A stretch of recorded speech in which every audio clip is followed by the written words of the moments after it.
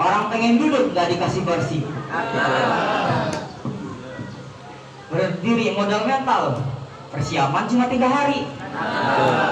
Berdirinya saya di sini akan menyampaikan sebuah kisah penuh dengan inspirasi. Semoga bisa jadi alasan buat kalian untuk terus mengaji. Mantap.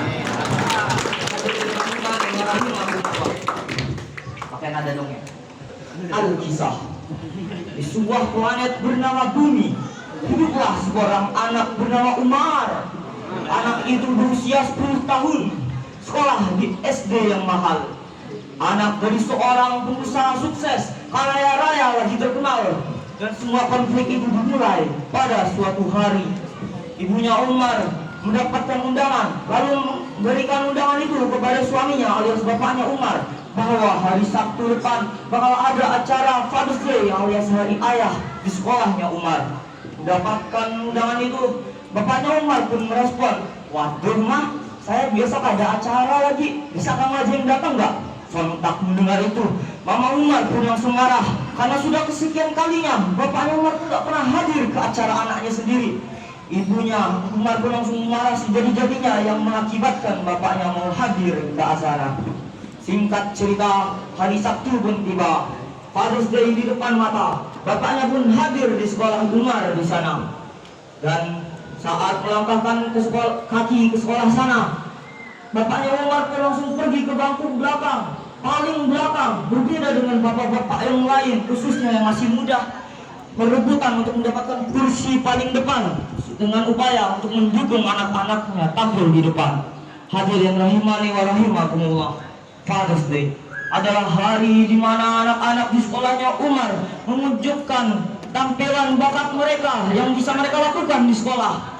Ada yang menari, ada yang nyanyi, ada yang pantomim, ada yang baca puisi, dan ada yang lain-lain.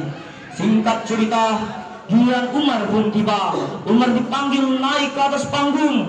Sejenak Umar pun berhenti dan berkata pada salah seorang ibu guru, "Miss, apa bisa saya panggil Pak Arif?"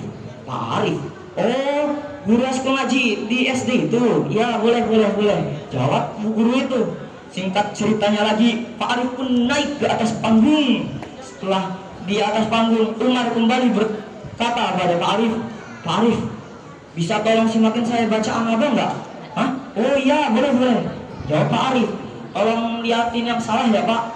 Lalu Umar pun mulai melantunkan bacaan An-Naba dengan lantunan irama yang persis dengan Syekh As-Sudais, seorang imam dari Masjidil Haram. Berhubung saya tidak bisa nadanya, saya baca sebisanya. A'udzu billahi minasy syaithanir rajim. Bismillahirrahmanirrahim. Amma yatasaalun 'anin naba'il 'azim alladzi hum fihi mukhtalifun. Kalla saya'lamun summa kalla saya'lamun." Dan tiba-tiba Pak Umar berkata, "Stop, sempurna. Sekarang coba kamu baca ayat 9 dengan nada tiba-tiba." Lalu Umar pun melanjutkan dengan membaca ayat ke-9. "Waja'alna naumakum subata." Stop. Sekarang ayat 21. Dibaca lagi oleh Umar. "Inna jahannama kanat mirsada." Ayat 33. "Wa kawaiba atraba." Dan sekarang coba kamu baca ayat 40. Lalu dibaca lagi oleh Umar. "Inna anzarnakum adaban qariban yawma yanzurul mar'u ma qaddamat yadahu wa yaqulul kafiru ya laitani kuntu turaba." Suasana pun hening. Tiba-tiba dengar suara, "Subhanallah, nak Umar, kamu hafal anakku dengan sempurna," kata Pak Arif dengan tangisan di wajahnya.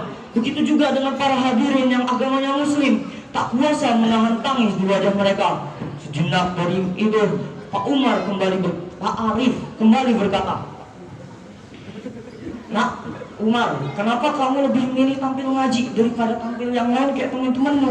Lalu Umar pun menjawab, "Jadi gini Pak, dulu banget, pas saya lagi males-malesnya ngaji ngikutin pelajaran Bapak tiba-tiba negur saya sambil nyampein hadis, barang siapa yang membaca Al-Quran, belajar dan mengamalkannya, maka di hari kiamat dia akan mendapatkan mahkota yang cahayanya seterang cahaya matahari, dan kedua orang tuanya akan dipakaikan jubah kemuliaan yang tidak pernah ada di dunia.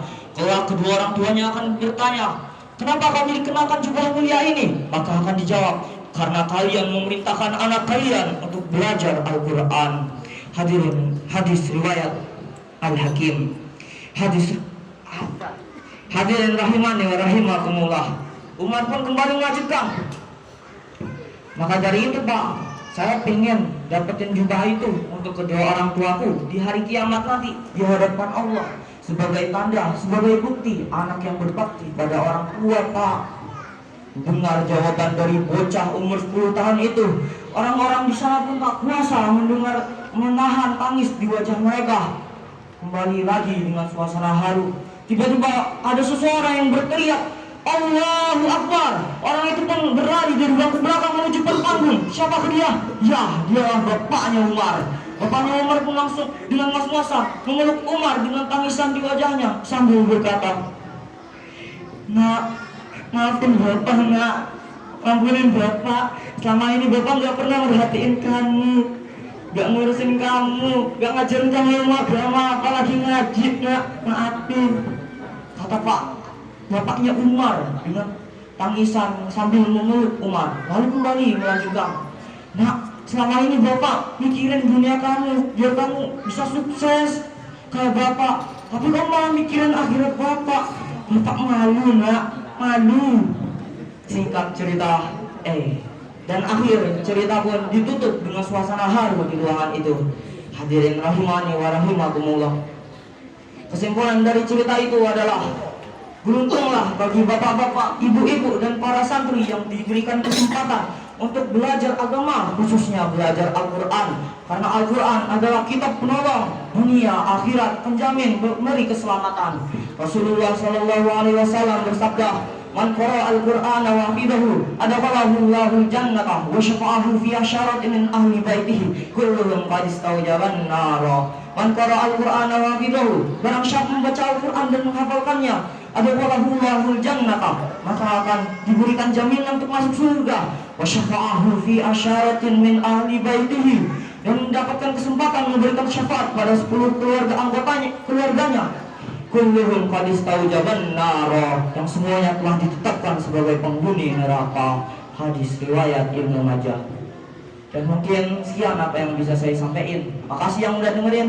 Mohon maaf jika dirasa kata-kata kurang berkenan, kurang sopan dan berlebihan. Pada Allah saya mohon maaf pun, pada kalian saya mohon maaf. Saya akhiri. Kapal selam menabrak batu. Akhirul kalam. Wassalamualaikum warahmatullahi wabarakatuh.